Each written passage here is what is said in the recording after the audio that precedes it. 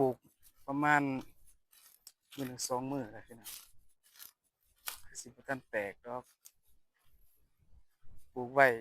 กินพี่น้องเกี่ยวข้าวเนาะยามนั้นถ้าว่ามันออกแล้วบ่าวสนไส้สิมาล้อมหัวอีกเทื่อหนึ่งพี่น้องบ่ล้อมบ่ได้งัวควายหลายเนาะปลูกไว้อยู่โพนเนี่ยได้ใหม่ก็หลายโพนอยู่พี่น้องเอ้ยปลูกไว้อยู่ทางนั้นก็มีปลูกไว้กินพี่น้องยามนั้นเนาะเอิ้นว่ามักทั่วปีนะทั่วปีมักแดงปีนะพี่น้องประมาณเดือนเก้าเดือน10พู้นแหล้วเนาะสิได้กินเก้าเดือน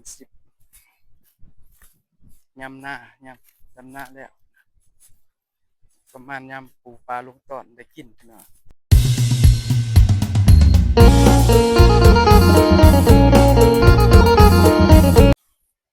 ก็ทักทายสบายดีและสวัสดีเด้อพี่น้องปองปาย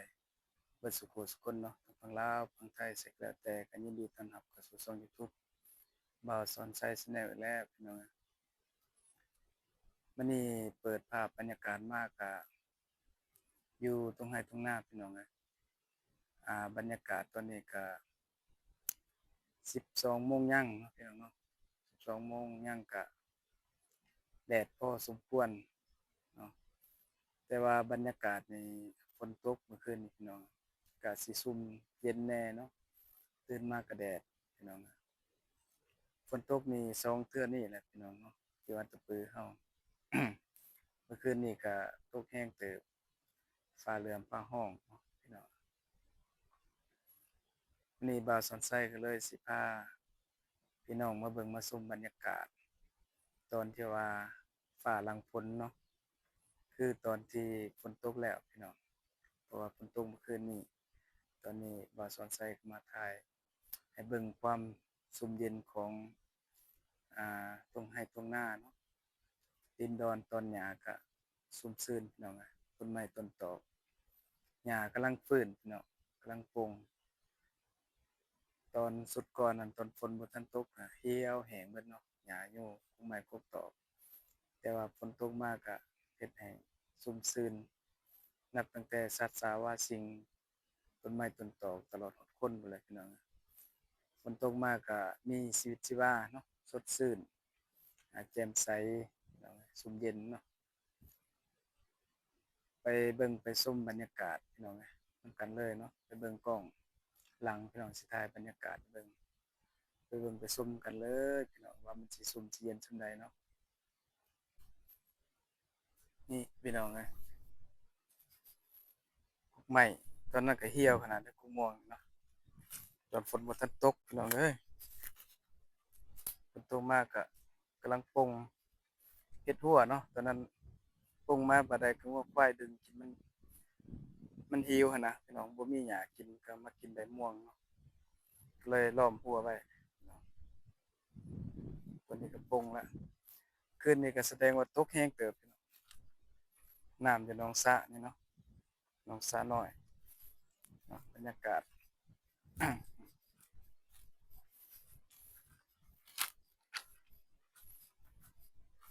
ตอนนี้ก็แดดแห้งเลยพี่น้องมื้อแลงนี่ก็สิตกอยู่จักเบิ่งคือแดดร้อนแรงสิอ้าวนะเนาะ อ้าวแรงตัวแรงเติบได้พี่น้องคืนนี้แต่ว่าบ่าวสอนไส้นอนอยู่บ้านเลย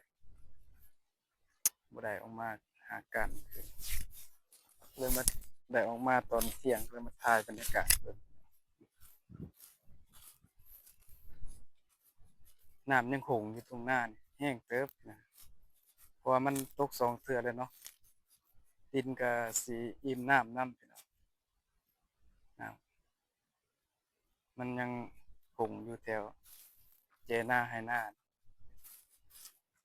นี่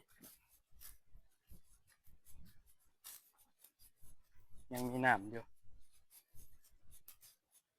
งัวควายก็สิแค่แน่พี่น้องให้มีหญ้ามีหนูกินเนาะฝนตกหญ้าก็ปงร้อนดีพี่น้องโทรศัพท์ก็ส่วนหลายถ่ายไปแล้ว มันอยากตัดหั้นนะมันร้อนนั่นว่าอุณหภูมิมันร้อนเกินโทรศัพท์ iPhone พี่น้องก็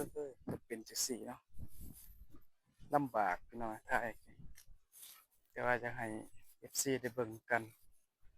ว่าสวนไส้ก็เลยมาถ่ายบรรยากาศแต่อันนั้นสิเป็นป่าพี่น้อง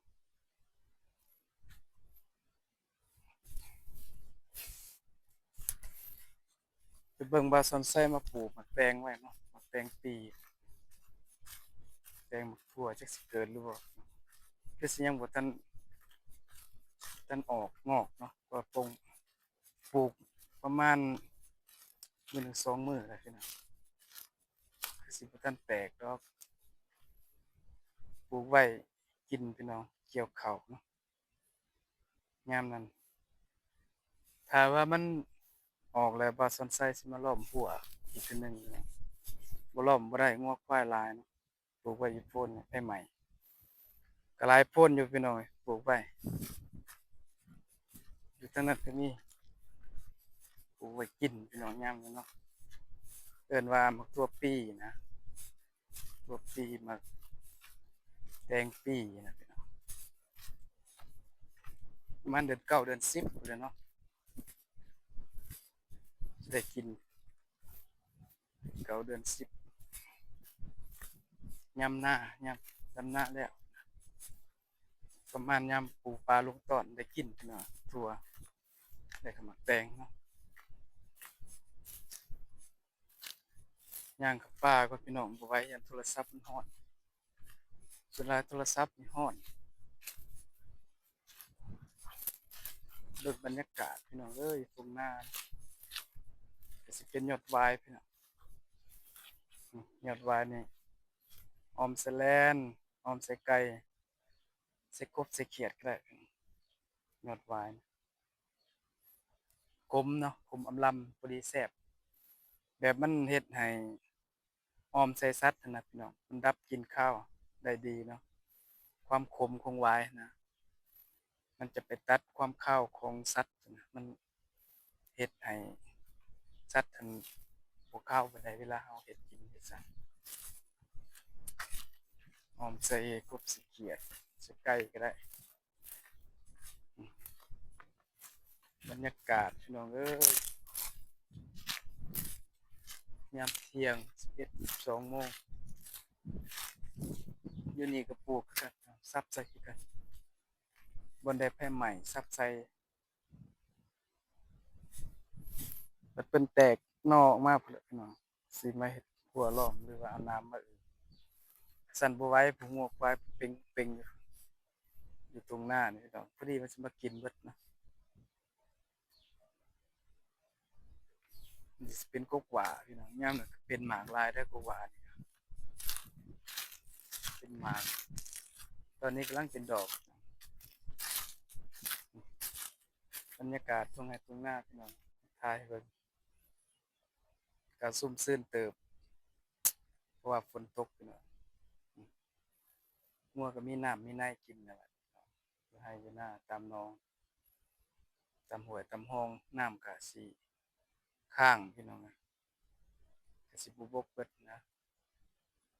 นี่บรรยากาศถ่ายให้เบิ่งพี่น้องจักหน่อยก็ฮอดฤดูกาลที่ลงไร่ลงนาพี่น้องคราวเดียวพี่น้องลงไร่ลงนาปลูกข้าวปลูกน้ำอีกพี่น้องตอนนี้ก็ถ่ายบรรยากาศให้เบิ่งน้ำพี่น้องขาวๆแถวนี้มันสิค้างเบิดเนาะมันอยู่ลุ่มน้ำค้างเบิดพี่น้องบ่ทันบกเบิดย่างไปตามพรมพี่น้องร้อนหลายจักสิตกอยู่บ่จักแล้งฝนพี่น้องตกก็ดีคือกันเนาะมันชุ่มชื้นอันนี้สิเป็นป่าพี่น้องไปหั้นก็สิเป็นหนทางเนาะคนขี่รถไกเป็นป่าเนี่ย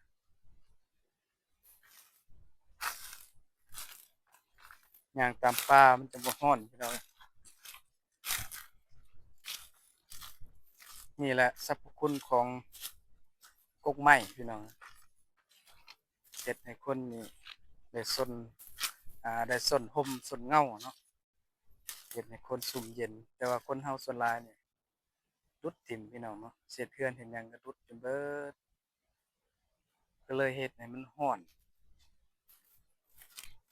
การที่ว่าทำลายป่านี่ก็เฮ็ดให้คนนี่ร้อนการทำลายป่ารุดกงไม้ทิ่มปลูกซ่อนก็เพื่อสิเกิดเนาะตั้งแต่ปีอันนี้บ่อนขุดอนุใหญ่พี่น้องอนุใหญ่คุมอยู่นะอยู่พุ่น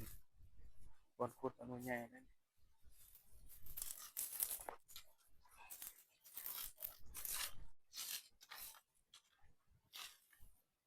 น้ำพงขนาดน้ำลายขนาดนะแม่นเบิดเลยเป็นน้ำพี่น้องอยู่ให้หน้าขาวๆบรรยากาศคักอีหลีพี่น้องก็คือยามนี่พี่น้องน้ำอยู่หนองนี่ก็ยังเนาะน้ำอยู่หนองนี่ก็ยังเด้อน้ำพงตกแรงเมื่อคืนนี่เนาะฟ้าร้องฟ้าเหลื่อมฟ้าสดใส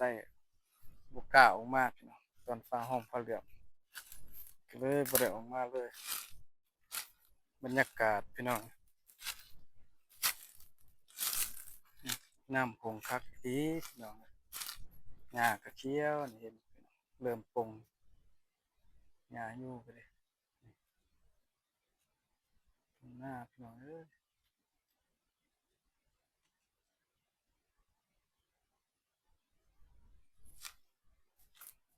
ย่างอยู่กลางอยู่ตรงหน้านี่ร้อนหลายพี่น้องก็เลยย่างแถวป่านี่น่ะถ่ายให้เบิ่งไปนำพี่น้อง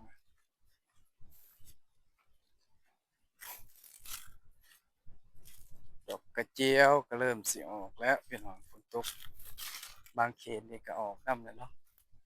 ดอกกระเจียวยามนั้นก็เฮ็ดเพาะเฮ็ดละโงกจัดแล้วพี่น้องเฮ็ดเพาะแถวนี้เป็นแผ่นอยู่เลยพี่น้องกายมาหาเอาเนาะมาดูการเฮ็ดเพาะออก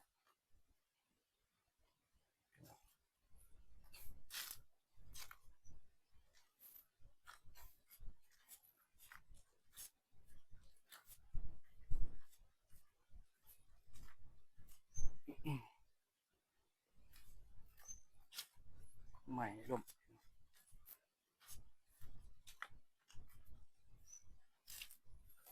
อยู่ตามร่มนี่เย็นพี่น้องร่มไม้ธรรมชาติโพนนี่ก็ปลูกกันโพนนี่ก็ไผไหม้ว่าสวนไส้มะปลูกแตงใส่มะทั่วใส่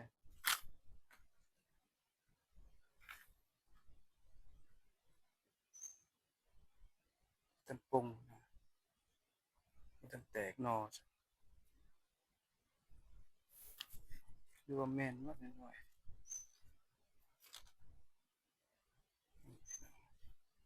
มาปลูกไว้อย่างนี้พร้อมยามนี้บ่ได้กินงามได้ครับปลูกไว้บนไฟไหม้ซังครับพี่น้องแถวต้นไม้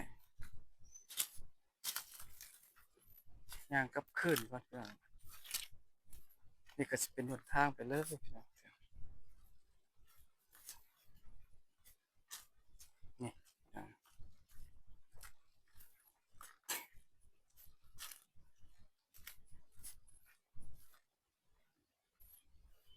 เอาสำหรับคลิปนี้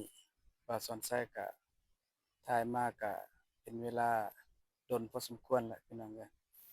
บ่าวสอนไส้ก็สิขอจบคลิปไว้ส่ำนี้เนาะคลิปนี้ก็บ่มีหยังหลายบ่าวสอนไส้ก็มาถ่ายบรรยากาศตอนที่ว่าฝนตกเช้าของเมื่อคืนนี้เนาะพี่น้องเนาะก็เลยมาถ่ายให้เบิ่งว่าน้ำปงอยู่ไร่อยู่นานี่หลายปานใดพี่น้องเนาะน้ำปงน้ำค้างนะก็ยังหลายเติบพี่น้องเอ้ยบรรยากาศก็ดีพี่น้องเนาะชุ่มชื่นแต่ว่าร้อนแหน่เพราะว่าแดดพี่น้องเอ้ยตอนนี้ก็